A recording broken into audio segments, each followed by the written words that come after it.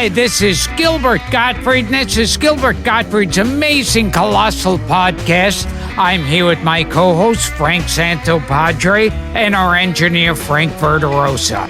Our guest this week is returning to the podcast, his second visit, because Frank and I, as well as our listeners, had so much fun with him the first time. He's a comedian, Emmy-winning comedy writer, occasional podcaster, producer, show business historian, and an actor with dozens of TV and feature film credits. As a writer, he scripted everything from the cult series Police Squad to Oscar telecasts. And as a performer, he's appeared in hit TV shows like Everybody Hates Chris, Tales from the Crypt, Blue Bloods, Boston Legal, and American Dad, and was both the star and creator of his own long-running series, the award-winning sports comedy Arliss. But he's perhaps best known for his memorable work in the feature films Hollywood Nights, Mistress, Cobb, Blaze, Good Morning Vietnam, and Bull Durham, and Tim Burton's Batman.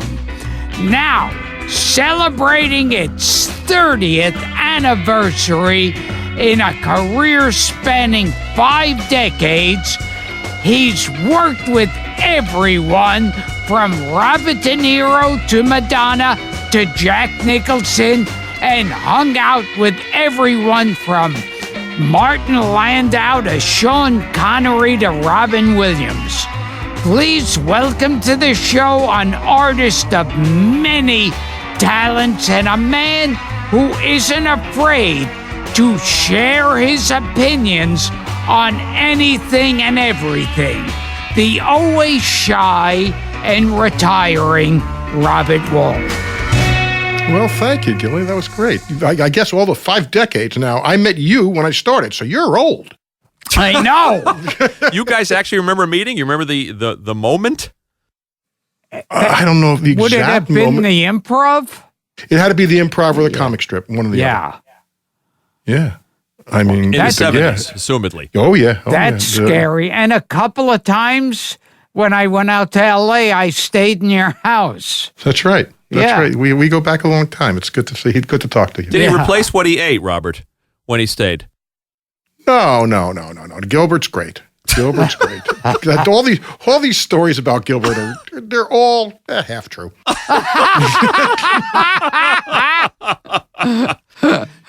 You want to tell Robert what you had in mind for him? Oh. Yeah.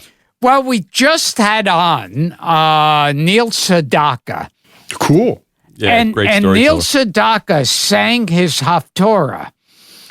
And so somebody tweeted me that every guest from now on should have to sing their Haftorah. Can you do that for us now? No, I can only sing the second Haftorah. No, I couldn't. I couldn't do it. Wait, I couldn't do it at my bar mitzvah. This is a true story. I used to cut Hebrew school all the time. I hated it. So every time they would drop us off, me and a friend would usually walk in the door and then walk right back out as soon as the car left that dropped us off. And we'd go to the local IHOP and have breakfast and everything and eat and go walk around town. And then we'd show up to be picked up. Now, comes my bar mitzvah, about 2-3 weeks, I tell everybody, I can't speak a word of Hebrew. And they go, no, you'll be fine. You'll be fine. And I said, well, I don't know how I'm going to be fine. I can't speak a word of this stuff. And so they realized with a week to go that I can't speak a word of this stuff. So I said, listen, here's what you want to do. Just spell it out phonetically. BAW-RUCH, Baruch. I said, I'll memorize that. And no, you'll be fine. So I said, now, 2 days before the bar mitzvah, they realized I can't speak a word of Hebrew. So they finally spell it all out for me. I memorize it, and I go through the actions, like I'm giving Hamlet's soliloquy. And afterwards, they said, oh my God, you read so beautifully. So I got through that, and then you had to give in my temple, which was a Reformed temple. It was so Reformed, it was actually Catholic. But to get bar mitzvahed and not kill the party that your parents spent all this money for, I had to somewhere in my speech say that I would go on to confirmation, whatever that meant. And I didn't want to spend an extra day in Hebrew school more than I had to. So the rabbi comes up to me afterwards and said, "Oh, you did such a great job, and I'm so proud to see that you are going to go on to confirmation." And I looked him straight in the eye and said, "Rabbi, I am prone to lie." And I never set foot in the temple again after that day. Wow. Yeah, well, it's a rite of passage for your parents. It's like, you know why Gilbert can't recite his Haftorah, Robert? Why? Because? No, I was never bar mitzvahed. Oh, okay. Yeah. Okay. Yeah, well, your parents saved a lot of money. I know. By the way, if you ever want to see a terrific movie, I think it's called 1960. I think that's what it's called. It's a British comedy starring Eddie, what is his name? Eddie Redmayne? No. This is much. He's a character actor. It's actually Eddie. He's usually the sidekick in something like that. It's killing me. British actor? Yes. You saw him 1,000 times. And Helena Bonham Carter, which is the first time I saw her being funny, plays his wife. And it's about this kid in 1960s London, middle-class family, who is about to have his bar mitzvah. His older brother has had a bar mitzvah, and he got the big one with the party and everything. Well, unfortunately for him, his father's going through bad business times, and they keep cutting back on his bar mitzvah. And it's hysterical. And worse of all, it's 1960, and should the London national team is in the World Cup, and should it get to the finals, it's the same day as his bar mitzvah. And sure enough, that's what it's a wonderful, wonderful little film. It's not Eddie. What is his name? It's not Eddie Izzard. It's Eddie. Okay, maybe it'll come to me later. Okay. You've seen this guy. What's it called? 1960? I think it's called 1960. 1960. I think it's called that. Your Oscar rant last time you were here, Robert, was very well received. Oh, about the kids? By our listeners. Yeah, Gilbert and I were going over the... Tell us again. It's going to happen again with the kids from Once Upon a Time in America, I guarantee you. Tell us again who you will not vote for. Well, I just have a guide. I have a guide because I believe that you have to... Now, I got to explain my take on the whole Academy Awards. Now, I'm a proud member of the Academy, and the awards is just one part of it. They have all these great, symposiums and the library and everything else, and that's the real great part of the Academy. And you're a writer of past Oscar shows. Yes, I am. Yeah. And so I have great respect for that. But as Tommy Lee Jones said one time, it's the world's greatest trade show. And he's right. And he's right. Line. It's there. This is a thing that goes out worldwide to show this is our product. This is who we are, and we're going to reward people. Now, I am not of the opinion that it's not a Lifetime Achievement Award. I totally believe it's a Lifetime Achievement Award, and I will back that up by saying, when the first line of your obituary is written, the moment you win an Oscar, or more times even nominated for an Oscar, that's a Lifetime Achievement Award. Mm-hmm. And my friend from the New York Times, Richard Sandomir, who now writes obituaries, I said, "What's your first line?" He goes, your biggest achievement." I said, "So if somebody wins the Academy Award," he goes, "That's absolutely." So it is a Lifetime Achievement Award. So my whole thing is, it is about business. And I respect business, and there's certain things about it that I will vote for. Well, first of all, I vote for my friends. That's first and foremost. That's honest. And here's why. Because it is a business. And I want my friends to do well in business. I do not believe that my father used to say, who was not in show business, used to say, how come somebody can be the best actor this year and he's not the best actor next year? Did he forget how to act? I said, he goes, "I'll tell you what, if everybody plays the same part, I'll tell you who the best actor is." And I would say, "Dad, not even then, because people could have different interpretations." So the fact that we're judging Oscars, it was like Woody used to do. He wouldn't do it because he didn't think artists could compete. So the fact is everybody's playing a different part. If you're nominated, you're good. Let's just take it at that. So if my friend is nominated, I'm voting for them. I want them to have hospitalization the rest of their life. I want their families to do well. I'd like to see them move out of an apartment and into a house. So that's just nature, because it is a business. And these things are worth money, as Tommy Lee Jones would say. Those golden statues are worth money. And if you get a nomination, you will work the rest of your life. You may not become a star, but you will work the rest of your life. So I do want my friends to do well. So that's my first criteria. Number 2, no kids under any circumstances. No kids. Again, because I respect the art form. And there's too many people who have paid their dues and have worked in shitty roles and in shitty clubs and have gone on shitty cattle calls for years and years and years. And to see some 6-year-old get a nominee or a 10-year-old. I remember a couple of years ago, I'm at a function, one of these luncheons, which is a lobbying thing. Remember, these Oscars, studio spends tens of millions of dollars to get these nominations and wins because they're worth it to them at the box office. Mm-hmm. They're not doing this out of the goodness of their heart. So I remember there was a movie called The Beasts of the Southern Wild. Yeah. And I'm sitting next to this 6-year-old girl, and everybody's talking about how brilliant she is in Oscar nominations, and I'm watching her on a Game Boy. Do you know she's playing with her Game Boy? and I'm saying, are you people fucking crazy? You're going to vote for this girl and take an Oscar away from a 65-year-old actress, which is usually who they take it away from, a 40, 50, 60-year-old. Sure. I said, there's not going to happen. I'm a big believer. And also, no first-timers. No rookies. I will not, under any circumstances. I believe in the old Bill Parcells, coach of the Giants, who used to say, can they win a few games before we put them in the Hall of Fame? It's like you see one, Sandra Locke got an Oscar nomination her first time out. She did. Case closed. Do you know how many times have we seen somebody, it's like, so, no, I believe it is for a body of work. Yes. So those are my pretty much, but the kid thing, not on a million years. What about Jennifers? That was you were strong on that one. Well, there was a lot of Jennifers, right, for a while. There was Jennifer Hudson. There was Jennifer, who's the one who was in A Beautiful Mind? Yeah, Jennifer Connelly. Yeah, Jennifer Holiday. Jennifer Holiday, Jennifer Hudson. Jennifer Lawrence. It was all Jennifers.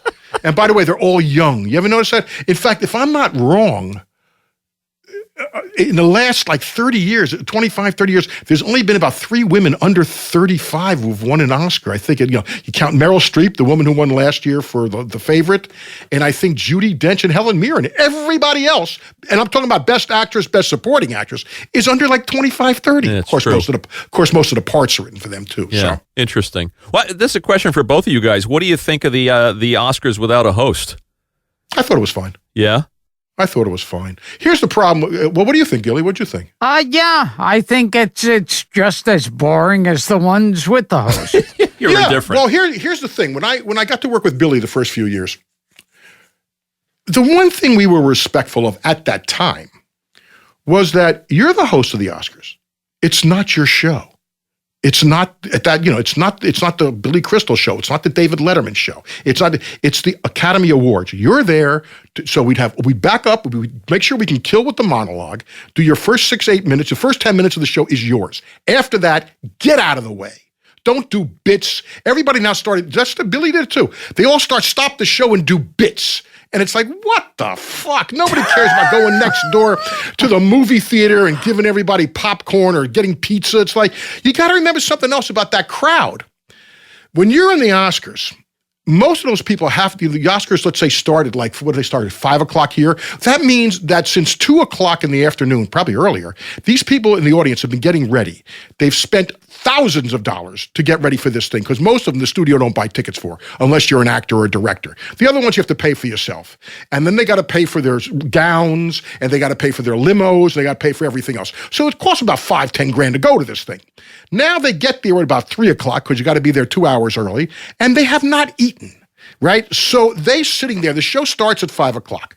So now they've been there about 2 hours before the show starts, and they're hungry, and they got to go to the bathroom. And you have to remember, with each category, 4 out of the 5 nominees have lost. And they're not in a real big mood to hear jokes. You could tell. And that goes with every category, every single one. So by the time your show's a third over, a third of the audience hates your guts. They want to be out of there. They got to go to the bathroom. They got to get something to eat. They're not really happy that much. And so you start doing bits, you're stopping the show to do a funny comedy bit. It's not your show. Remember the shit Letterman caught for doing stupid pet tricks and top 10 he's not lists? Alone. He's not alone. I mean, you had selfies. You had somebody giving out pizzas. Yeah. You had Jimmy Jimmy Kimmel going next door to the movie theater and then stopping the show there. It's like the people in the audience are saying, "Fuck you! I want to get out of here." Come on, give the next goddamn award here, for God's sakes. And always, each year, the biggest complaint is that it went on too long. Yeah, I wonder why. Yeah. Why? Yeah, why? Now, by law, what's interesting is by contractual, this is something I learned from Bruce Valanche. A lot of these countries around the world, if they have it in their contract that there has to be X amount of minutes of musical entertainment, which is why the songs had to be in sometimes. I never knew that. That's well, it's usually a production number or a song or something like that. Wow. I don't know if that still holds today, but it used to. The other thing, too, about the Oscar ballot now, here's something, this has nothing to do with the show, it's done with the voting. When you get an Oscar ballot, I don't know if you've ever seen one, everybody, you nominate in your own category. I'm in the actors category, so everybody nominates a best picture, and everybody votes for their own category. The only proper names that are on an Oscar ballot are in the acting categories. Everything else is strictly the picture. It would say best writing for original medium, and it might say Roma, Green Book, something else, Black Panther. It never gives any of the people's names. Direction, it'll say Roma. It does not say Martin Scorsese. It doesn't say Quentin Tarantino. Nowhere is anybody's name on the ballot except for the actors. Now, so that's when you say, how did this person lose 10 times? Because their name is never on the ballot. Number one. Number two is, in the last couple of years, they've gone to this system, which is, I find, a little disturbing, or maybe the people like it better. You vote for one in every category. You check off one of the 5 names or 6 with 4 names, whatever it is, except for Best Picture. In Best Picture, you have to vote 1 through 9, 1 through 10. And if you like the picture best, maybe you voted number 1. If you voted for less, it goes number 10. And this has hurt, I really believe, I have no doubt in my mind that the last few movies that got the most amount of first place votes did not win the Oscar. Because you had people, I'll just take 2 examples, La La Land and Roma. La La Land and Roma won every other award that night, except Best Picture, because the people who liked La La Land and Roma voted it 1. The people who hated it voted it 10. So so you have movies that got the most second place votes, third place votes that beat them. And there's not a doubt in my mind that's what's happened. That is interesting. And I definitely didn't know that the foreign rule about having to have so much musical entertainment in the show. Because the first thing that occurs to you every year is get rid of the songs. You'll shorten the show. Yeah, but it's also tough because of the certain branches of the Academy. They got their lobbying group just like anybody else. Sure. And so you got that problem. And basically, yeah, they should cut from the. If you're talking about getting a better TV broadcast, you have to cut all these crafts awards. I mean, does anybody care who wins best short subject, animated or short subject? Does anybody care best costume design of a short film that's done in Sweden? I mean, it's like nobody cares about those awards. To be fair, the Grammys have 50,000 categories. They show 10 on TV. Yeah, right. But there is, they do lobby for themselves, and I can understand the lobbying for them. Well, that's where the 2 things, as you say, are sort of crashing into each other: an entertainment show and a trade show. Right. And an industry show. Well, it's a trade show either way. Yeah. It's a trade show either way. Yeah, pretty much. Tommy Lee's right. By the way, and I support that. By the way. And you were saying how the award show got formed in the first place. It was to keep the unions out. It was to keep the unions out. The Academy didn't want, the different guilds to form. And they came out to they had a banquet at the Roosevelt Hotel. And Louis B. Mayer and everybody said, the Academy, we will take care of our own. You don't have to form a writer's guild. You don't have to form a director's guild. We will take care of you. And then at the end of the night, the last 15, 20 minutes, they gave out these awards. And he realized that all these stars were showing up. And he said, if you give a medal, it'll show up for anything. So that's how it started. Sneaky shit. Yeah. On the subject of Tommy Lee, who you brought up, I want to ask you about Cobb, which is also celebrating an anniversary, 25 years. Wow. How did you? And I know that Ron Shelton says you gave a famously bad audition for Bull Durham. Yes. Well, what was? Did he hand you the Al Stump part? Did you have to audition again? No, that was mine. Yeah, no, we had talked about it when we shot Bull Durham, and then he went and I was in Blaze with him, and then he went off to make White Men Can't Jump, which was a big hit, and that gave him the clout to do Cobb and pick whoever he wanted to be in it. I like Blaze a lot too. Yeah, well, that's nice. Thank you. I'll tell Ron. Yeah. It's an interesting movie because a lot of what Stump wrote was later discredited. No, or it was claimed that he exaggerated some things to sell books. I mean, watching the film. I mean, the film works so well on its own merits, but then I read all of these conflicting stories about what was true about Cobb, what wasn't true about Cobb. Well, about 2 or 3 years or so, some guy writes a book with the help of the Cobb family, debunking everything that and anything that Al Stump, forget Al Stump for a second, debunking everything bad about Ty Cobb, his whole career and everything, and how all the stories about him are not true. And then he said, these are all because of Al Stump. Now, Al Stump doesn't meet Ty Cobb till 1960. So everything that happened before Al Stump met him, about this guy being a bastard and a prick and a Klansman and throwing games for money and spiking people, and everybody else before 1960 lied. Everybody else, because Al Stump doesn't meet him till 1960. Right. That's a great point. This guy retires in 1930 or 19 something like that. So everybody, and then there's interesting. Recently, about 5 years ago, there was an audio tape discovered about Lou Gehrig giving an interview, and on it he's talking about the great ball players of all time, and he talks about Babe Ruth, and he talks about Walter Johnson, but he talks about Ty Cobb, and he talks about what a jerk he was. So this is Lou Gehrig talking out. So suddenly the guy blames Al Stump for everything. I see.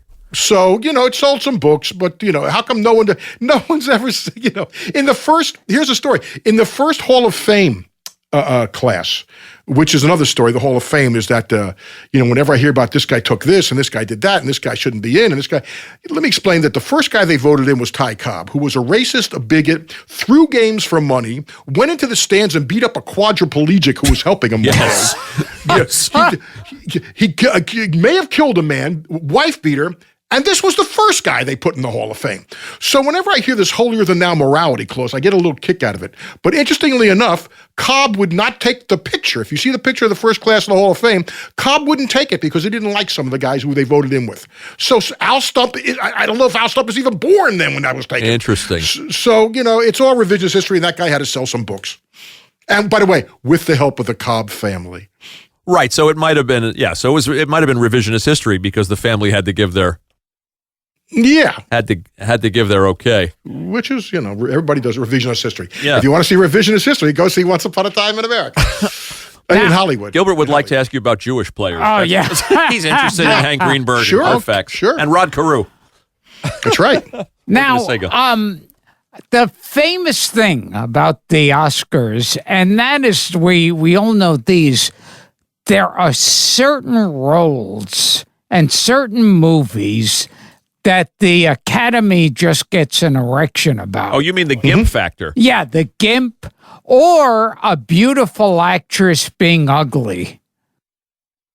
Yeah, or a Holocaust movie. Yeah. Holocaust is tough to beat at the Oscars. Or the Emmys. Well, AIDS is tough to beat at the Tonys. If you got to play, it's like there are certain categories that are tough to beat. Not because they're not worthy, it's just tough to beat. I remember a time my partner on Arliss, Mike Tolan, had produced the Hank Aaron documentary, Chasing the Dream, and he was up for the Oscar. Yeah, and he was up for the Oscar, and he was up against the Anne Frank film. They had found a new documentary, and they actually found footage of Anne Frank and they had her waving out the window and everything, and it's legit. So he was up against that. Now, the night of the Oscars, Mike told me that Hank Aaron came up to him, and he said, these athletes are competitive, and he said, "Michael, I saw that Anne Frank film. That story's been told before."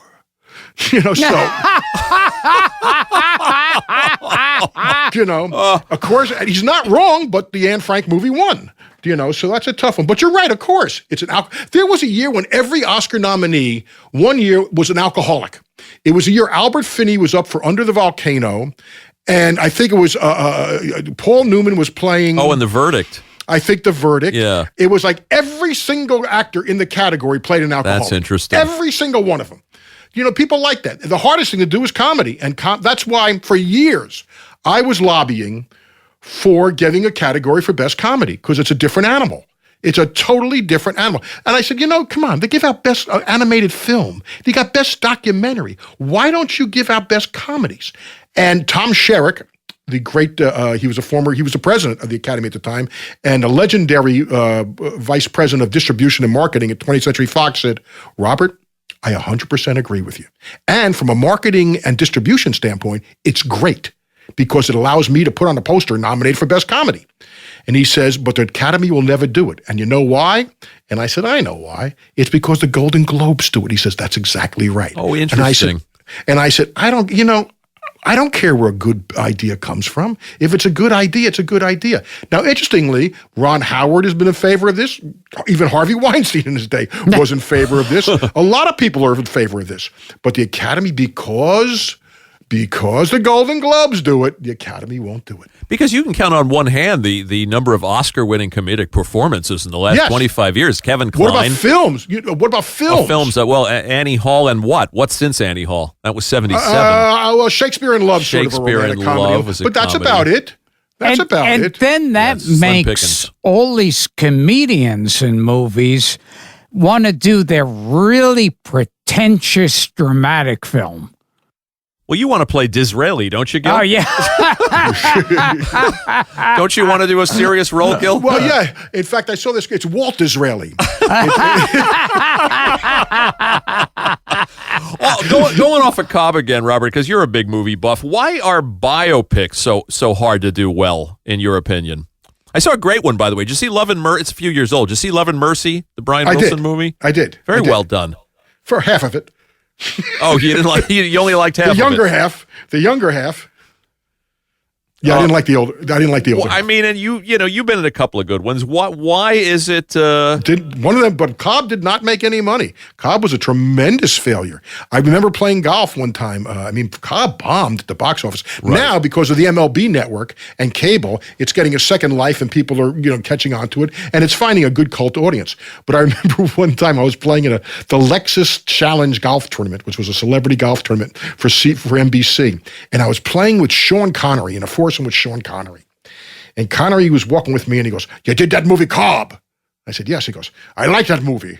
He goes, and I'll tell you why it didn't do well. You want to know why? And I said, yeah. He goes, because it showed what it takes to be great.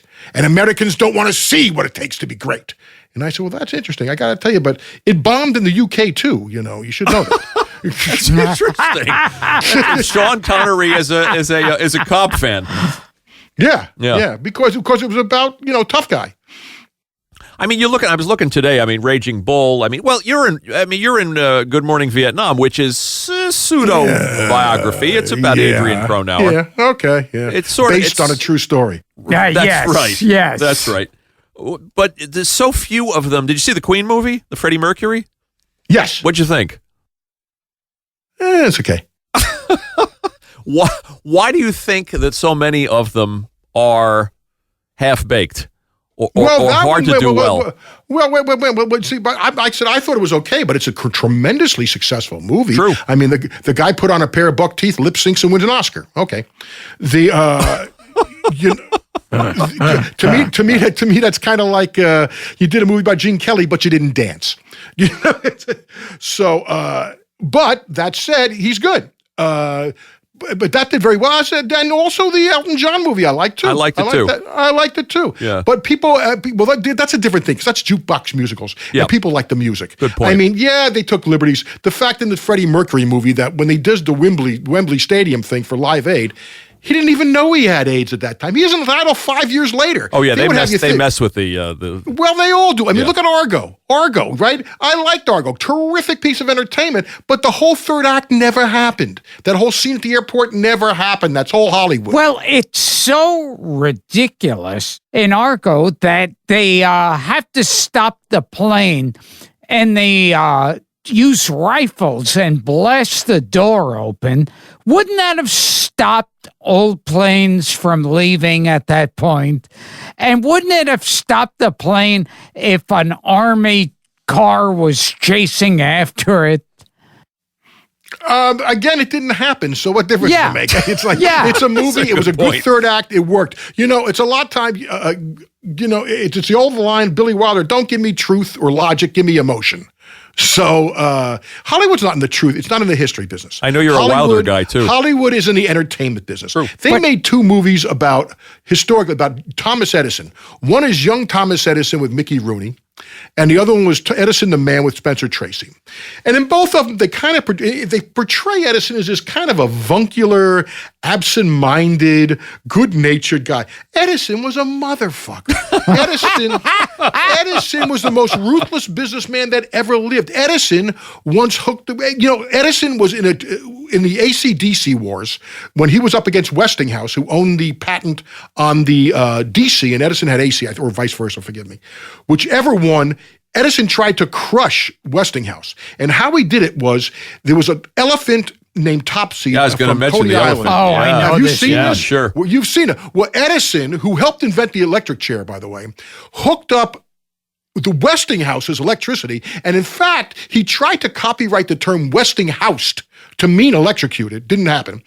But he hooked up Westinghouse's electricity so they could euthanize the elephant. You'll see it on YouTube. The elephant gets smoke. You see it burning up in smoke and dropping dead. Horrible. And Edison filmed it with his movie cameras to show in his movie theaters. Now, Hollywood is not in the history business. You're not going to see Mickey Rooney or Spencer Tracy electrocute an elephant.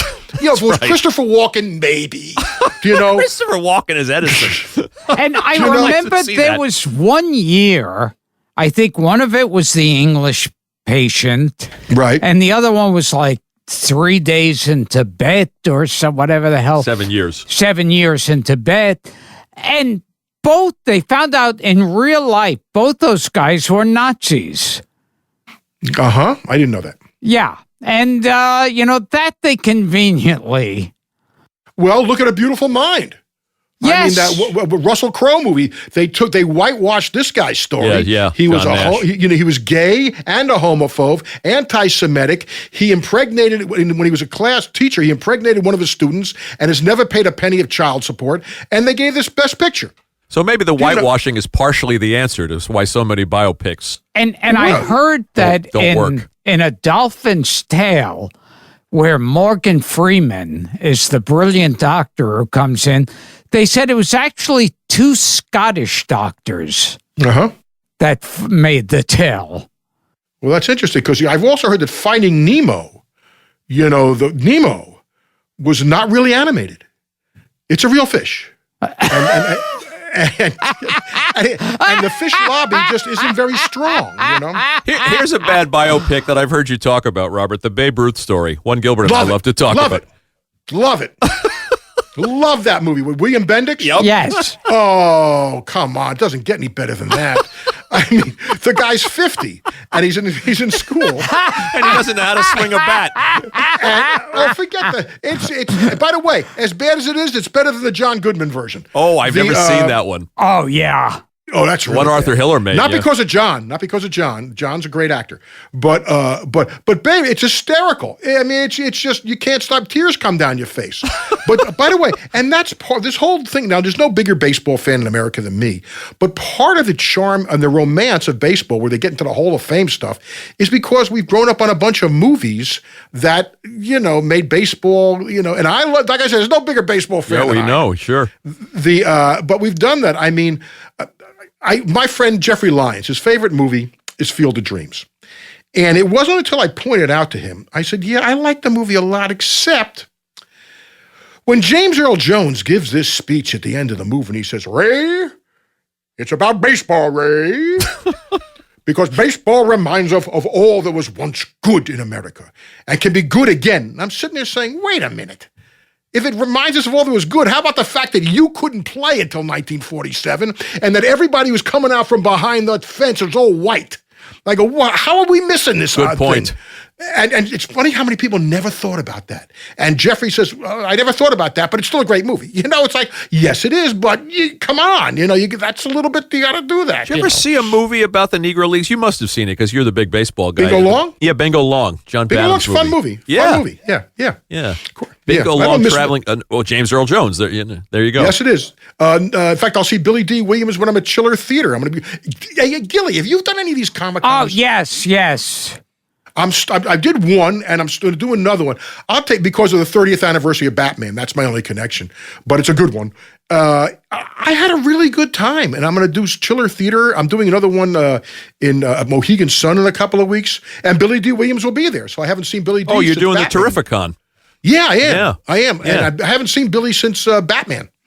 So I'm looking forward to seeing him there. Well, tell him we loved him in Bingo Long, which is a movie more people should know about. Yes, they should. And the other one that when they made for HBO, I think was called Soul of the Game. It is. Also excellent with Delroy Lindo. You know the most underappreciated, when people talk about the best baseball movies of all time, of course it's subjective totally, but the one I think is the most underappreciated one of all time is the original Bad News Bears, which I think is a great movie. It's about America. It's not just about, the problem in most sports films, as Ron Shelton and I would talk about, is they're always told from the point of view of the fan. And the fan only cares about one thing. Does the team win or lose? That's it. They don't care how you did it, how you got there. They want the rah-rah. The best, and it's always about the big game. The big game. Mm-hmm. Ron would tell you, there are no big games. Once in a blue moon, there's no big games. If you think of the best sports movies, Raging Bull, Bang the Drum Slowly, The Hustler, Requiem for a Heavyweight, there's not about a big game. There's not about a big, Bull Durham, I'll put Bull Durham in that category. Mm-hmm. Should be. It's not about a big game. There's a great movie about baseball called Sugar that was out about 10 years ago. That was a great movie. And you'd swear it was a documentary, but it's not. I saw you recommend that. I got to catch up to that. It's a great movie. It's about these kids who come over from the Dominican Republic. They don't speak English, and they're suddenly in a minor league team in Iowa. And how do they deal with that? And it's not easy. That's a terrific film. Gilbert likes Bang the Drum Slowly. Yeah. Yeah, you've recommended it on this show. Yeah, I've always been a fan of that one. Gilly, you'll love this story then. Bang the Drum Slowly is Danny Aiello's first movie. Yeah. I think maybe it's The Godfather, then Bang the Drum Slowly or something like that. Or Godfather 2. And Danny could play ball. Danny knows baseball. But he gets there the first day, and if you remember, Vincent Gardenia plays the manager of the team, okay? He pulls Danny aside as they go on the field. They go, Danny, which one's third base?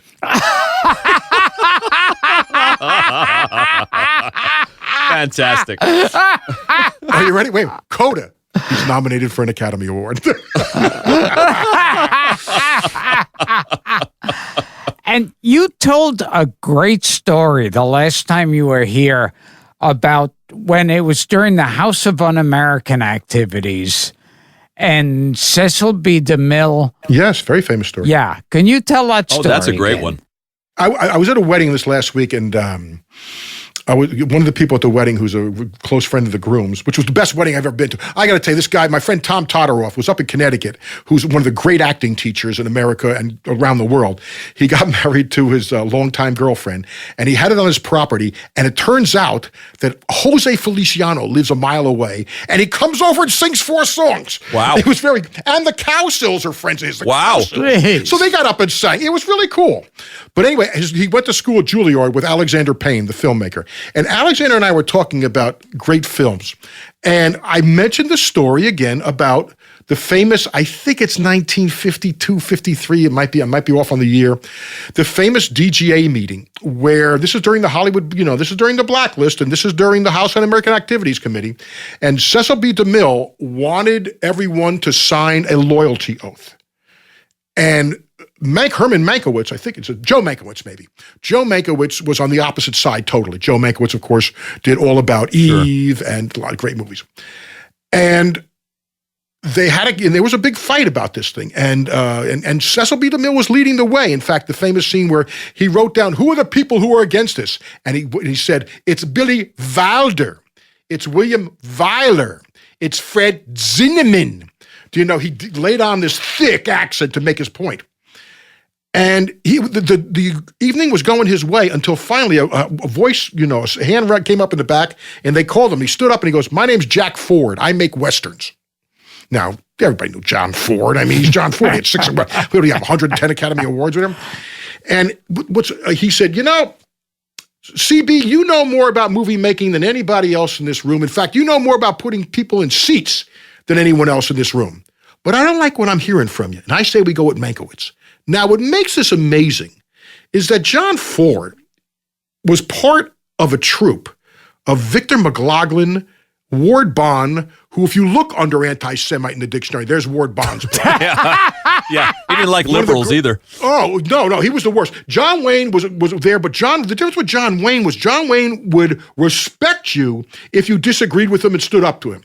He won't agree with you, but he became close friends with Katharine Hepburn, with Geraldine Page, did a movie with him, and got her only Oscar nomination for many years, got her first Oscar nomination. So John Wayne, but Ward Bond was one of the great anti-Semites of all time. In fact, Martin Landau told me a story that he was guested on Wagon Train. And Ward Bond, he was a New York actor, and he was a scene where Ward Bond came up to him, and he's supposed to punch him in the face. Well, of course, they stage it, and he misses. And comes time to shoot it, Ward Bond slugs Martin Landau, just cold cocks him. And they said, "Oh, I'm so sorry. So, okay, let's get one more." And Landau said, "Fuck you." It's like Ward Bond was about the worst. But Victor McLaughlin, Ward Bond, that whole crew was the John Ford crew. And for John Ford to take this stance was unbelievable. So it shows you never quite know with certain people how they're going to go. It's a good story. And I love that interview with Landau you did, by the way, on your podcast. He was a great guy. On Ipso Facto. He actually sponsored me. I was doing Mistress, and he and De Niro actually signed my card and sponsored me into the Academy. Very nice. Wow. Yeah, that's a nice interview you did with him, and our listeners should check it out. And the story about him calling James Dean's girlfriend to inform her of his death is a fascinating story. Well, they were buddies. There's no question. He had an album. I mean, they were acting school buddies, and he had a picture album, Marty, and you'd see all these pictures of James Dean there. I mean, it was on the subject of anti-Semites. Gil, they were telling us? Walter Brennan was the big time. Oh yeah, that's what we heard. Oh, and also, who else told me? Andy Devine. I heard.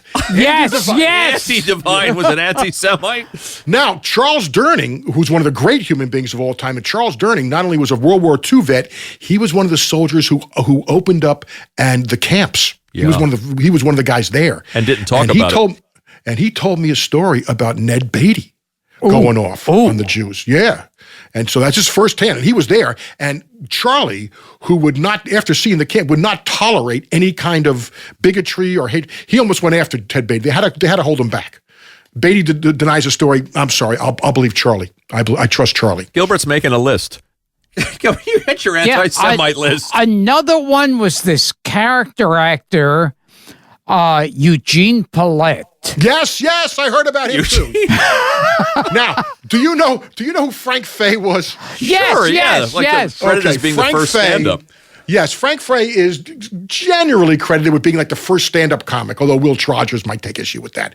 But he was a monologist. Bob Hope says he learned a lot from him. Frank Fay was also the biggest megalomaniac that ever lived, and to a megalomaniac to the biggest degree. His the famous story was, who has the biggest prick in Hollywood? And the answer was Barbara Stanwyck, because she was married to Frank Fay. And in fact, that was her first husband. And many people say that the story of A Star Is Born is based on the relationship between Frank Fay and Barbara Stanwyck. Because she was a nothing and he was a huge star. Now, however, he was such an anti-Semite and pro-Nazi and everything else that it basically killed his career. But the craziest thing is, if you look up Friends of Frank Fay, which was a rally at Madison Square Garden, the old Madison Square Garden. It's a Nazi rally in 1946. In 46, Friends of Frank Fay. It's named by incredible. Frank Fay was he blamed the Jews for everything, but interestingly enough, he blamed them for hurting his career. But interestingly enough, he got his huge break later in the great Antoinette Perry, who's the namesake of the Tony Awards, Antoinette Perry. She produced a play called Harvey, and the guy she picked to play the lead, Elwood P. Dowd on Broadway, was Frank Fay. And Frank Fay was pissed that he lost the movie role to Jimmy Stewart. Yeah, wow. But Frank Fay, here's a great story of Frank Fay. You'll love this, Gilbert. There was a thing where he was deposed. He had to go on trial for, I don't know what the reason was. And his lawyer said, Frank, do me a favor. Don't let your ego go crazy here. Just downplay everything. Don't let them think you're this. Just don't let your ego lead you in this thing. And he goes, absolutely. He's sworn in. They say, what is your name? He goes, Frank Fay. What is your occupation? world's greatest entertainer. The lawyer nearly shits. He doesn't say anything. When he gets off the stand, he turns to Frank and goes, "What the fuck was that?" And Frank looked at him and he goes, "I was under oath." Oh, that's fantastic. That's fantastic. Are you familiar with Cliff Nesteroff's book, The Comedians, Robert? I don't think so. We got to send you a copy of it. It's good Frank Fay stories. Both you and Gil were on Osborne's show. We're on the Essentials. Yes. What did you pick? Well, I don't know if I was on the Essentials. I was a guest. You were a guest. Yeah, I was a guest programmer. The three movies I picked was the Ernst Lubitsch To Be or Not to Be. Oh yeah, great choice. With Jack Benny, Carol Lombard. One of my favorite westerns, The Big Country, with Charlton Heston and Gregory Peck and Gregory Peck. Martin Landau told me a great story about Gregory Peck. He goes, "Great guy, don't let him near a comedy." Was he ever in a comedy? Oh yeah, a few. It's like Roman Holiday. Well, that's a light, light. But he told. Well, I'll come back and I'll finish the story. Yeah, he was doing Pork Chop Hill, Marty, one of his first movies, about 1958 or so, doing Pork Chop Hill, and Lewis Millstone was directing it, who had directed All Quiet on the Western Front, and they're lining up this big battle scene, and it's taken about an hour, and meanwhile, Landau and a couple of guys are in the trenches, and they're sitting in a trench. And to pass the time, he goes to Greg, and he goes, "Greg." He goes, "Yeah, what?" He goes, "Did you know that 80% of most degenerates are hard?" And he goes, "What?" He goes, "Hard of hearing." And Greg goes, "Good one, good one." And so then as they're going, Marty notices Greg is rehearsing the joke. And he's watching him. He finally, after about 10 minutes after rehearsing, goes up to Lewis Millstone. Millstone feels him on his shoulder and says, "Greg, is something wrong?" He goes, "Millie, did you know that 80% of all degenerates are hard of hearing? Shit!" And he walked away. He said, "Great guy, don't let him near a comedy." Pretty funny in The Boys from Brazil, by the way, the other picture that I chose, only because I didn't want to take, I didn't want to take Casablanca or something like that, The other one I took was, I wanted something that I thought the audience, I said, let me get a little bit offbeat. I said, when I grew up, when I was in college in the 70s, during that period, there were three filmmakers, I think, that really were holding a mirror up to America and showing a different side of it. And to me, they were Hal Ashby, Robert Altman, and Michael Ritchie. And I said, and Michael Ritchie did a movie called Smile. Sure, we know that which is about beauty pageants. And it's very much of its time. It's not going to be for everybody. But I remember watching this, and this helped form my satiric point of view about playing something straight and it being really funny. And that was the other movie I showed, was Smile. Good choice. We had Bruce Dern and Barbara Feld in here. Two. Yeah. Well, he made Downhill Racer and The Candidate. I mean, he's somebody that... He had a run. Yeah, he did. Downhill Racer, The Candidate, and The Bad News Bears in a row. Yeah. And then from there, it goes straight downhill. Except, he made a lot of bad movies, except the only thing that ever came near it was he did a movie for HBO about the Texas cheerleader. Oh, yeah, the Holly mom. Hunter one. Yeah. Yes. Yeah, that's good. That's like old Michael Ritchie. Yeah. But I think he just was in a hock for a lot of money. Ashby had a good run, too. Ashby was great. Great run. Now, what movies did you pick, Gilbert? What movies did you pick? Oh, okay. I picked Freaks. That was the one by Todd Browning. Sure. That's okay. The Conversation. Good movie. The original of Mice and Men. The one with Lon Chaney Jr.? Also Lewis Millstone, I think. Yeah, also Lewis Millstone. Yes. And The Swimmer with Burt Lancaster. Burt Lancaster. You know who's in that? Joan Rivers is in that. Yes. Very good. Yeah. Very good.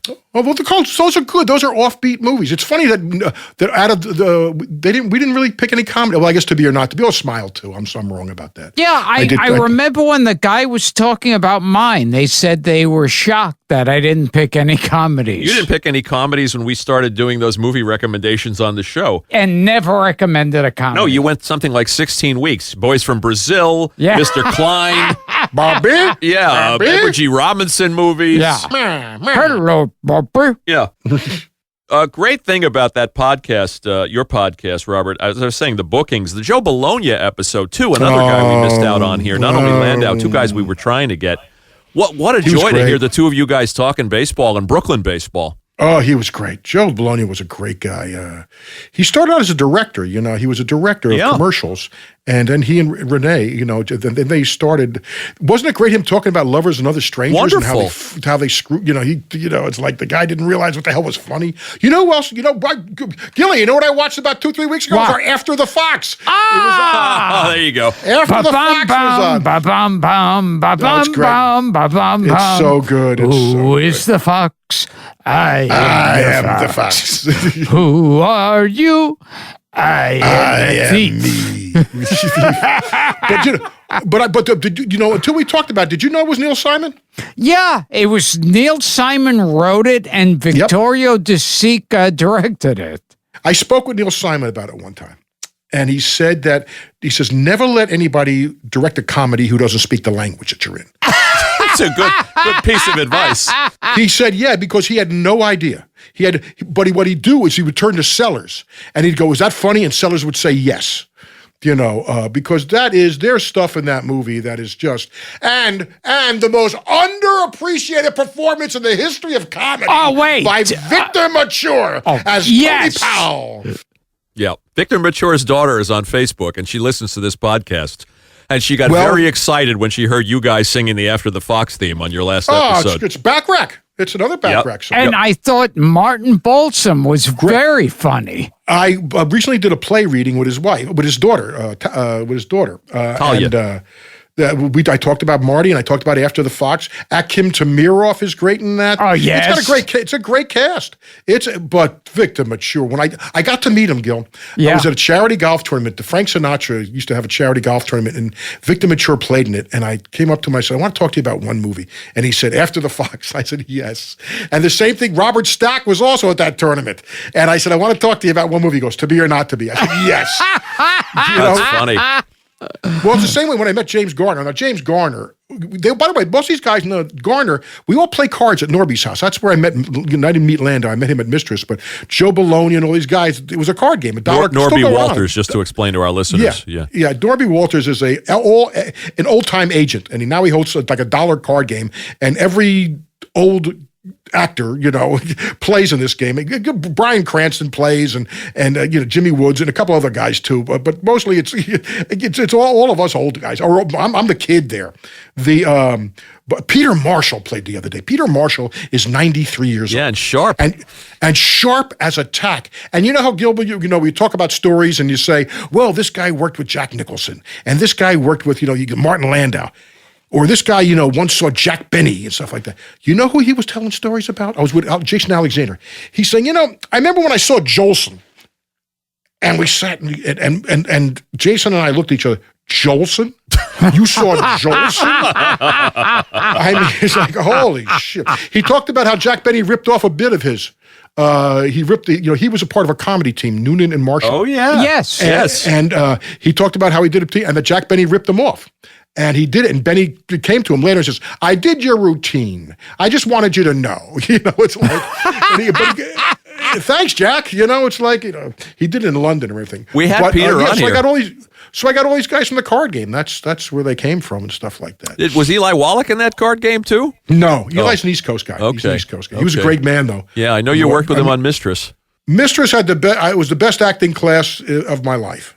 I mean, because it was Tribeca's first film. It was their first film, and Barry Primus, the writer-director who cast me, he was very good friends with De Niro. And he'd been trying to get this movie made for many years.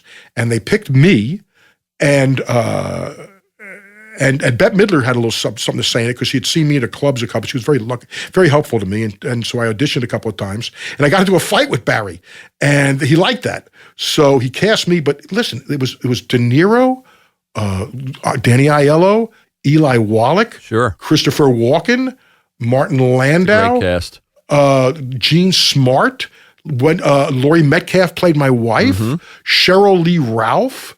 I mean, you're talking. It was the best acting class I ever had in my life, and it's a movie people should see. Yeah, it's a good movie. We got to talk about Batman, Robert. It's 30 years. Yeah, it sure is. Yeah, what do you want to know? I mean, I saw a couple interviews with you giving credit to the great Marion Doherty for starters. Yes. Oh, yeah. Without her, I'm not in the movie. Marion was great to me. I was very fortunate. Marion was a fan of mine. I mean, she brought me in. Gilly, you know that I auditioned for George Roy Hill for Garp? Wow. To play the lead? Yeah. Wow. Yeah. Yeah, they went with this Williams kid. Did you know Gilbert lost a role to Billy Barty, Robert? No, I did not. Yes, I had an audition with Mel Brooks. Yes. For one of his classic comedies, Life Stinks. Yes, of course, I know the film. And I lost out to Billy Barty. Yeah, well, that's Mel. That's old Hollywood. You know. Yes. But the Williams kid had no talent. Never mind. Yeah. Here's something I wanted to ask you. With what movies that are universally accepted as great movies do you not like, or you respect but don't enjoy? Oh, good question. First one that comes to mind is 2001. Yes. 2001, I respect totally, and it bores the shit out of me. Any movie that's got Keir Dullea for 2.5 hours, it's tough. In fact, the famous story was that after that movie, Keir Dullea went on to do The Italian Job, and with Noel Coward. And when Noel Coward was asked, what do you think of, coming off of 2001, what do you think of Keir Dullea? His answer was, Keir Dullea gone tomorrow. That's hip. And do you know, I like that. I don't remember who the movie critic was, but he said 2001 is a great movie. It's just not a very good movie. Well, again, it's personal taste. I mean, I find it boring. I mean, people I respect, but I respect. I'll tell you another one. Okay. This one I like, but I just, Raging Bull. Raging Bull to me. Interesting. Is a great piece of filmmaking about a very uninteresting subject. I don't find Jake LaMotta a very interesting, a very intriguing subject, but it's a great piece of filmmaking. So I don't think I'd put that quite in the same class. No, I mean, I don't like 2001. I will actually sit and watch Raging Bull and I get into it. It's a movie I didn't like at first much, and I've grown to love, and I've seen it more and more times. King of Comedy. I didn't like it the first time I saw it that much. That's a tough one. And I've grown to like it more and more and more. It's another anti-hero, a little bit like LaMotta. Yeah, I think Roger Ebert said about it, it's a frustrating film to watch. Oh, I got the one. Are you ready? For the biggest one. The movie I don't like. Up until like up before The Godfather, let's say, what's the most famous movie of all time? Gone with the Wind? Gone with the Wind, I can't stand. Interesting. I'll tell you why. A couple of reasons here. One is the central character is a real bitch. I would use a different word, but it's like I'm not popular. I mean, here's a woman who is stringing along this other guy. She's in love with her sister's husband, trying to steal him away, the whole thing, and she's fighting for the cause. The cause. What fucking cause? Slavery?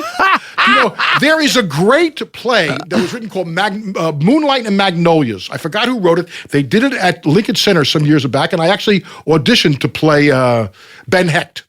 Because it's a story where it's a three-pander, and it's Victor Fleming, Ben Hecht, and I forgot who the third person is in this thing. Selznick, of course.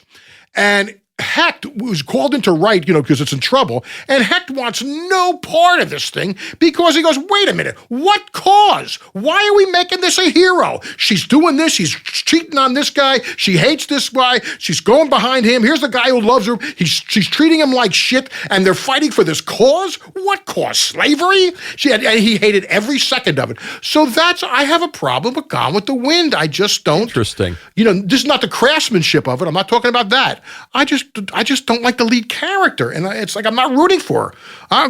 It's like so. By the way, you know who else is in that movie? Ward Bond. Oh, he is. Very good. Very good. However, now I got to give Ward a couple of props though, because Alexander Payne and I were talking about this the other day. He said, "Robert, have you ever seen a movie called Gentleman Jim?" I said, "Of course," with Errol Flynn, and Ward Bond plays John L. Sullivan in that movie, and he's great.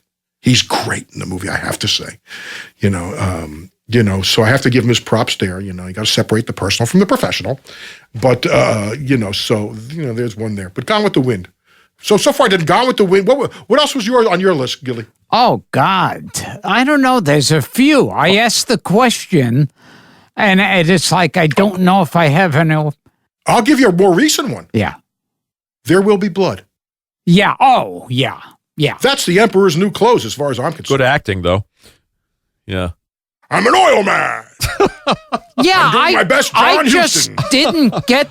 I didn't get that one. The future, Mr. Gitz, the future. Yes. I like the kid, Paul Dano, in that. Yeah, I didn't. Yeah, I like Paul, but not in that movie. I just, it's just personal taste. He's a good actor. But you mentioned Errol Flynn. Errol Flynn, major Jew hater.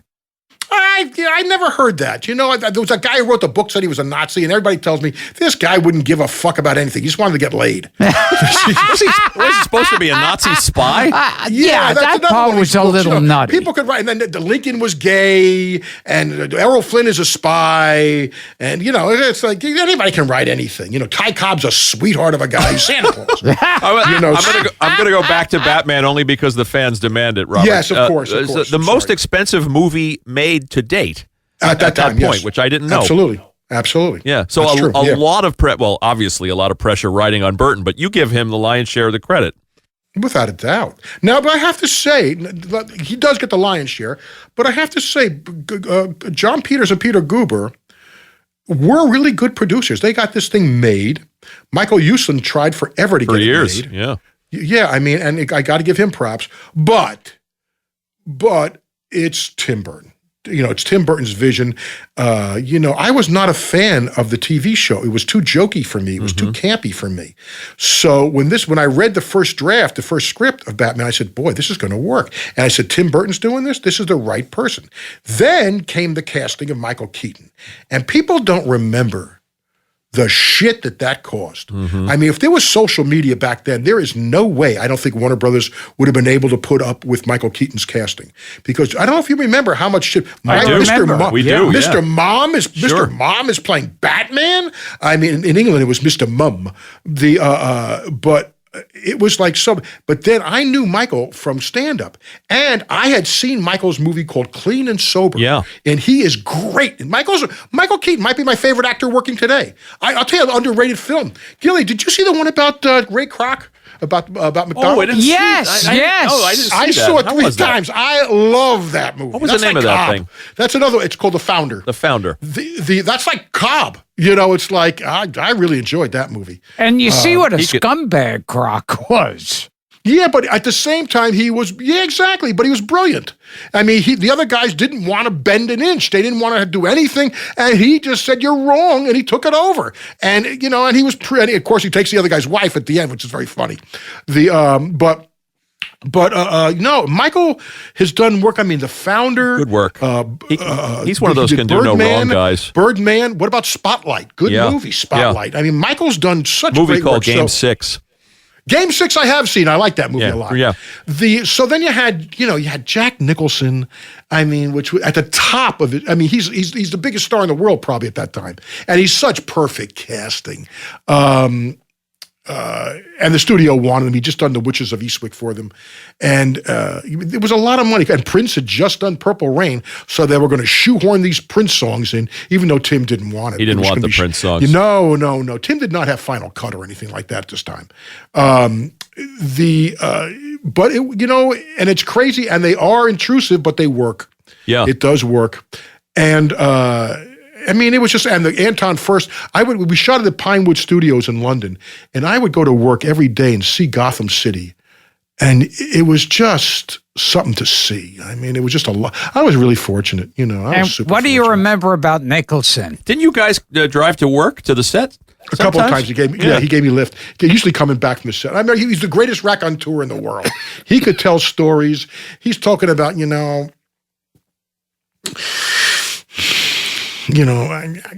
one day I'm with Princess Margaret, and I'm coking her up pretty good. Oh, my God. And I'm hearing stories, and I believe every fucking word he's saying. And then he tells me, he told me how to smuggle weed into London. And like an idiot, I did it.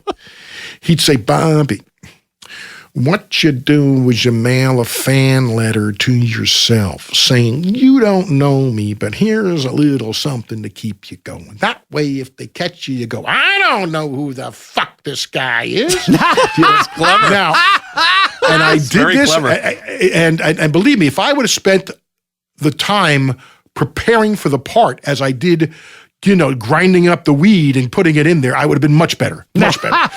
Were there a couple of tense table reads at Batman? Oh, yeah. Well, what happened was, remember, like you said, it's the most expensive movie ever made. And the original Vicky Vale is Sean Young.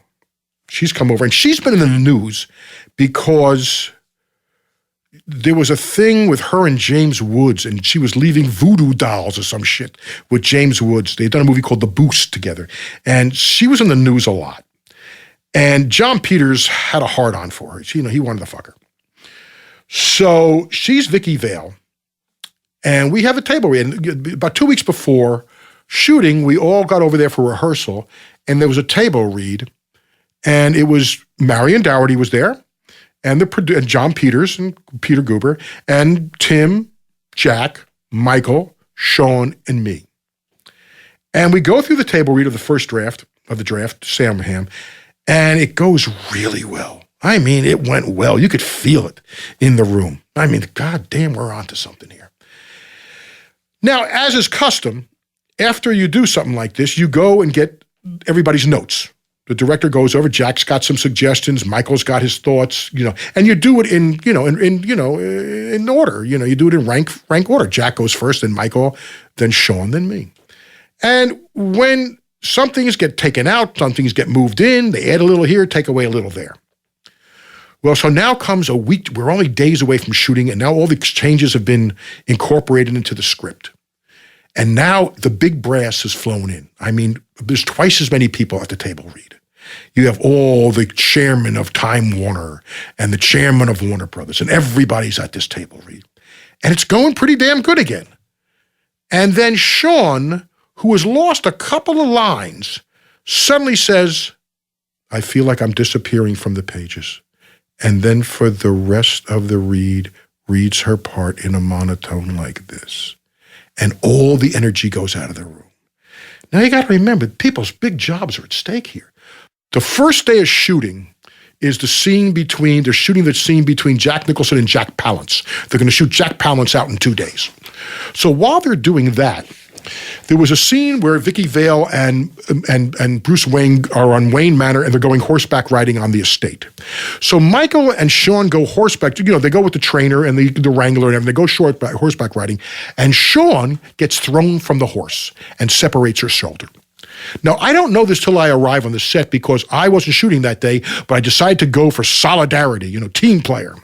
And I show up on the set and I go, what's going on? He goes, what's going on? Sean just separated her shoulder. They got to find out if she can continue. So then I go to luncheon, and there's the head of the studio. And I said, what's happening? I mean, what if Sean can't, what if she can't continue? And, if the doctor says she can't continue, and before the doctor even gets there, he says, she can't continue. Wow. I go, well, did the doctor say, she can't continue? So now they can't wait to get rid of her. So now the problem comes, we started shooting, and so we don't have a Vicky Vale.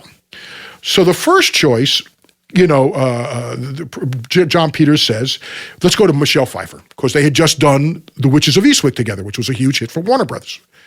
Well, they want to go to Michelle Pfeiffer, but Michael Keaton hears about this. And Michael had recently had an affair with Michelle for quite a while. And it broke up, and now Michael is trying to get back with his ex-wife, who is joining him in London. And the thought of Michelle Pfeiffer showing up on set does not sit well with Michael.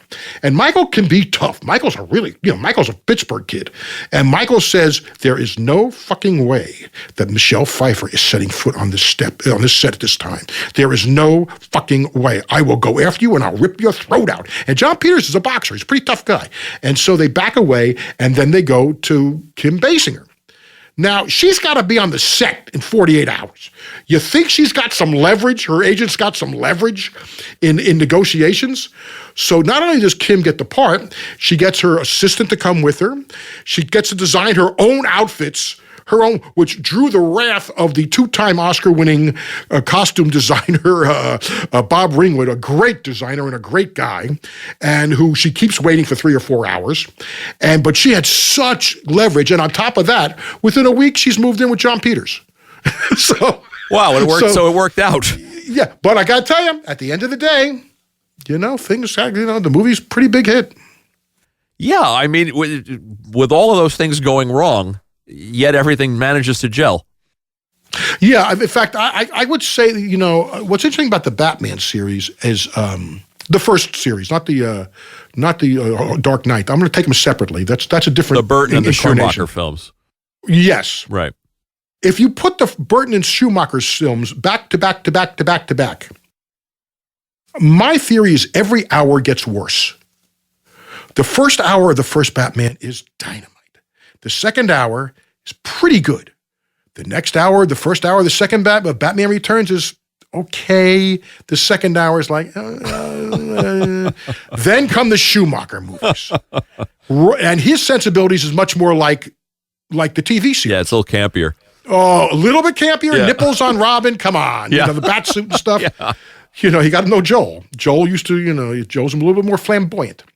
So those movies. Now, people ask me what I think about the recent, the Dark Knight movies, which I sort of enjoy. Here's and this is a generational thing, and it's just a personal taste. And it's definitely generational. The difference is the original Batman's, at least the one I did, it's darker, but it's still fun. It's still fun. Jack is having fun. It's fun. The latest incarnations, I don't think are fun. The Nolan pictures. Yeah, I don't find them having fun. I think they're incredibly well crafted. They're terrific pictures, and you have to. And I will not say anything bad. I just don't see the fun in them. Did you see them, Gil? Any of the Christian Bale Batman pictures? No, I don't think I've ever. No. Mm-hmm. Mm-hmm. Yeah, and what's interesting because science fiction and fantasy are not my favorite genre. So, with rare exceptions, the original Day the Earth Stood Still, good movie. Oh yeah. Oh, I'm getting back to a previous topic we were talking about. Good Morning Vietnam. Do you think any of it was true? There was an Adrian Cronauer. He did have a radio show. He was a little bit more, he was more offbeat. He was a little bit more, anti-establishment, but it wasn't Robin Williams. Remember, let's stop and think. It was a vehicle for Robin Williams. Now, let's be, it's like, just like, Yankee Doodle Dandy is a vehicle for James Cagney. Just like, these are vehicles. So you're going to tailor it to the talents of the star. People, he wasn't, but he did exist, and he was a DJ in Vietnam about that time. And that movie is the success is Robin Williams, Barry Levinson, and I have to give some props to the producer, the late Larry Bresner, who we knew, Gil. And that great cast. I mean, those wonderful we did have a pretty good actors. Bruno, J.T. Walsh, Noble Willingham. And who else? Richard Portnow. Forrest Whitaker and Richard Portnow and Richard Edson. And Uncle Floyd. Uncle Floyd. Yeah, it's a great cast. Yeah, you guys look like you were having the time of your lives making that. We did. It was hot, but we had a great time, and we all hung out together. Before we get you out of here, Robert, and we'll do the plugs too. You're on Cameo like Gilbert is. Yes. And we'll plug the upcoming festival. Yeah, the Terrific Com is when? That's coming up soon. That's April 9th through 11th, and Chiller Theater is in October, I think about 27 to 29. And I did a movie, but I have no idea when the hell this movie's coming out. Shirley, it's about Shirley Jackson, the famous horror author. The Lottery. Yes, yes. With the Lottery. Elizabeth Moss plays her, but I don't know when it's coming out. It's an independent film, and I haven't heard anything. So, wild card question. This is either a question from a fan, or you want to tell us a quick Bruno Kirby story if you got one. Bruno is one of the great human beings of my life. Bruno helped me he's one of the great acting teachers, and acting students. And when I was the day before I went to audition for Bull Durham, I called up Bruno because anything I would do to call Bruno. Bruno was my guru. And the part that I played in Bull Durham, on the page, he only got like 4 lines in the whole movie, 5 lines maybe. And I was trying to find a hook for him. And Bruno said, and he broke it down, and he'd say, well, let's think about this character. He's the pitching coach on a minor league team. And the staff of a minor league team at that point consists of the manager and the pitching coach. That's it. And he says, it seems to me that if the manager is promoted, he's going to take his pitching coach with him. And I said, that's all I need, Bruno, because now I know he's a yes man. That's all I need. So no matter what the skipper said, and I'm auditioning, the skipper would say, Larry, and he's like, this guy needs to get tougher. That's right, Larry, you got to be more tougher. Come on, get some balls, get tougher. They're lollygags. You know, love that. I just was a yes man. That's what I was. I was a yes man. And that was, Bruno. And Bruno was as they called him, the maitre d' of life. It was very sad. He developed leukemia, and he went in for radiation. In 10 days, he was dead. Yeah. My friend who's a doctor really thinks, he goes, well, it sounds to me like they OD'd him. He goes, you got to remember, when you take radiation, it's a guess. It's an educated guess, to do it. So it sounds to me like they might have given him too much. He could play anything. He could play straight roles. He's so fucking funny in Good Morning Vietnam as Hawk. I mean, it's a brave performance. He's great. Because he has to play an asshole. Yeah, he's young Clemenza in Godfather 2. He's Billy Crystal's best friend in Harry Met Sally. Such a great loss. He's in the original City Slickers. Bruno I miss. Bruno was a loss. And also your friend Trey Wilson too, another guy we lost. Trey was great. Trey dies out of nowhere. I mean, we had just finished Bull Durham. I don't think is the movie out yet. Yeah, it's out. Because the movie came out, and then Trey, who, of course, is best known for playing Nathan Arizona in Raising Arizona, he had just finished his role as Sam, what's the guy? Sun Records. He found Sam Phillips. He played Sam Phillips in Great Balls of Fire. Oh, yeah. He's in Married to the Mob. He was on a run. Right. So he had just finished Great Balls of Fire with my college classmate, Dennis Quaid. We were college classmates. And he was on his way to the airport because the Coen brothers had given him the lead in their next movies. He was going to play the lead Miller in Miller's Crossing. He was going to play the part that eventually wound up going to Albert Finney. Right. And he has an brain aneurysm, on his way, about to leave to the airport, and dies. Tragic. And that was just because we had a memorial service because Dennis Quaid, they were shooting Great Balls of Fire when I was shooting Batman at the same time in London, and I was over at the memorial service. Two talents lost far too soon. Oof. Gil? Funny way to end the show. Great note to end the show. Yes. We like to end it on a fun note. Okay, then quickly, a question from a fan, if you can go quick. Buddy Spencer wants to know of Robert, if he could act in any John Wayne movie, which one? Oh, well, The Man Who Shot Liberty Valance. Oh, yes. Good call. Yes. The Man Who Shot Liberty Valance. Are you kidding me? With Lee Marvin? Good one. I would be there with the last bad guy Lee ever played. I love The Man Who Shot Liberty. That's in my top 5 westerns. Jack Elam turn up in that one somewhere? No, Jack Elam does not. But Liberty Valance's 2 sidekicks are Strother Martin and Lee Van Cleef. You're right. Oh, that's right. You're right. Yes. Very good. I mean, our good buddy, who Andy Devine, because he gives his Haftorah in that movie. All right, we lifted it up again. A great performance by Edmund O'Brien. Yes. The editor of the Shinbone Star, Dutton Peabody. And it's got that great line. When the legend becomes fact, print the legend. Yes. That's it. Yes. And the other great thing about it is Jimmy Stewart plays a young guy just out of law school who comes to the West, and I think Jimmy Stewart was 57, just out of law school when he did that movie. He comes to law school, he just got out. He's about 60. It's like but like that Bendix. Would be that's a great, and Woody Strode is Woody in that Strode, movie. love Yes. it. All right, we lifted it back up again. Yes, we did. Okay. And it has a Burt Bacharach song that is not in the movie. That's very good. The Man Who Shot Liberty Valance. That's right. He shot Liberty Valance, he was the bravest of them all. Gene Pitney. When Gene Liberty Valance came to town, the men would step aside. They'd step aside. When Liberty Valance came to town, the women would run and hide. Because the point of a gun was the only law that Liberty understood.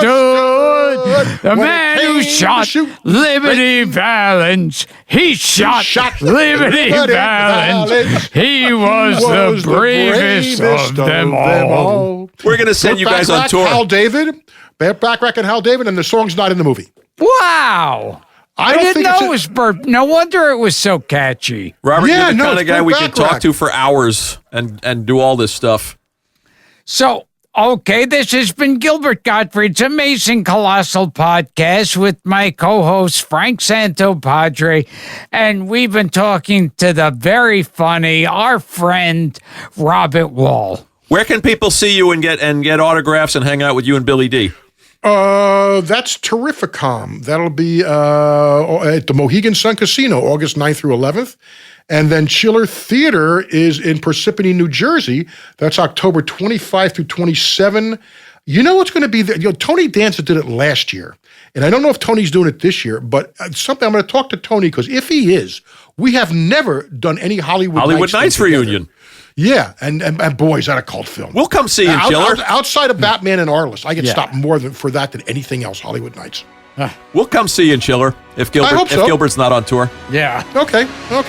Thanks, Robert. Thanks for schlepping through traffic, man. Okay, my pleasure, guys. Have a great time. Okay, pal. Bye.